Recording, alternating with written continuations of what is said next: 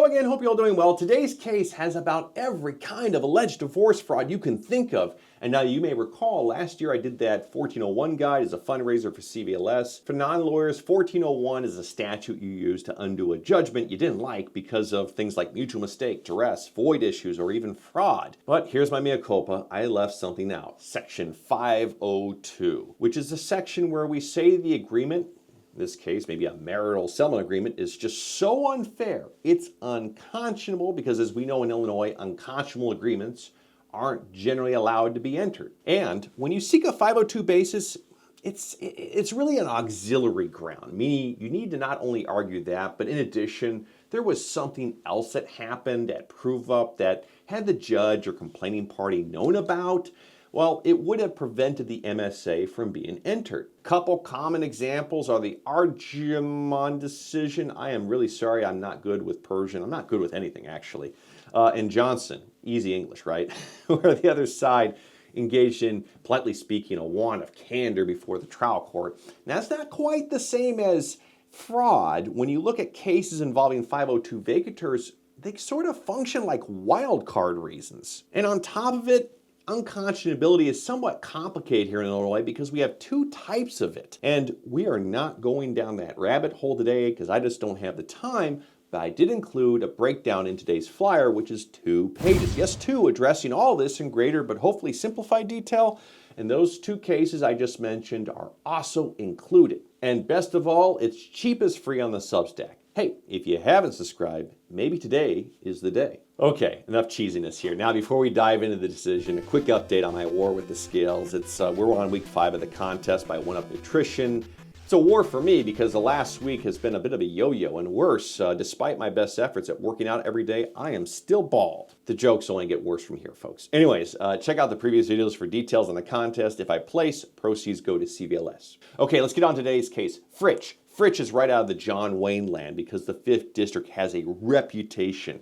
You know, you may recall they temporarily stripped JL immunity. They set the standards for removing JLs, and I kind of talked about the fast and furious principle that they have for cutting off alimony when there's cohabitation. And on top of that, I hear they give great swimming lessons. I can't swim. You can't what? I can't swim. How old are you? 6.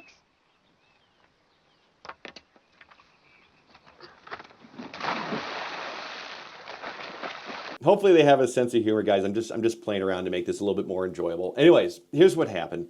Mom and dad plus 3 kids, they get a divorce. It's 50-50 on the custody, no child support, no alimony. Both were pro se. The year, 2018. Now, the marital settlement agreement that was signed, Mom apparently got that from some online friend or somewhere.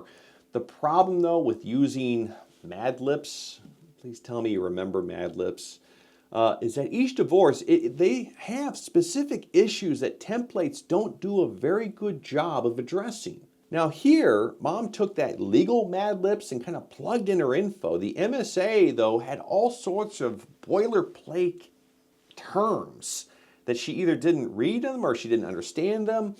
And she then gives this paperwork to the ex to sign, and they sort of hand it in to the judge. The judge is like, all right, this is good. Divorce is done. Well, at least for the 10 months or so later, when she gets a lawyer and files a 1401, arguing just about every basis for vacatur, including unconscionability. Now, for whatever reason, we don't get to a hearing on this one until 2023. Mom at hearing says, I don't know what I was doing. My ex made me an oral agreement on the side before we prove this up. It's very important to take care of the family. Oh, and the MSA made no mention of the marital residence, didn't make any mention of dad's retirement, and there was also some sharecropping that's next door to the marital residence. Bottom line, it was like a few $100,000 worth of oopsies. The judge feels terrible for Mom, grants the vacatur, but the appellate court says not so fast. And they go into a deep dive. So please download this case, read it. It's a great mini 1401 treatise. But basically, from their viewpoint, it kind of just comes down to the fact that Mom was the one that drafted the agreement, or at least was the originator of this thing. She can't put that on the ex. She had an obligation to say something at prove up. She didn't, and from the 5th's viewpoint, this isn't what a 1401 was designed to do. You know, even when we look at unconscionable decisions involving a lack of candor at prove up, it's always on the ex, not the drafter of the agreement. A 1401 is not designed, and this is kind of the case law here, to excuse something that the aggrieved party could have done something about, but elected not to at trial, or in this case, prove up. Notwithstanding the alleged oral agreement, which Dad denied and also apparently occurred before the MSA was proved up, this case is really no different than if a lawyer had screwed up an MSA. That's kind of legal malpractice in some cases. And guess what happens when that happens? So it all kind of makes sense in terms of why they were reversing this one.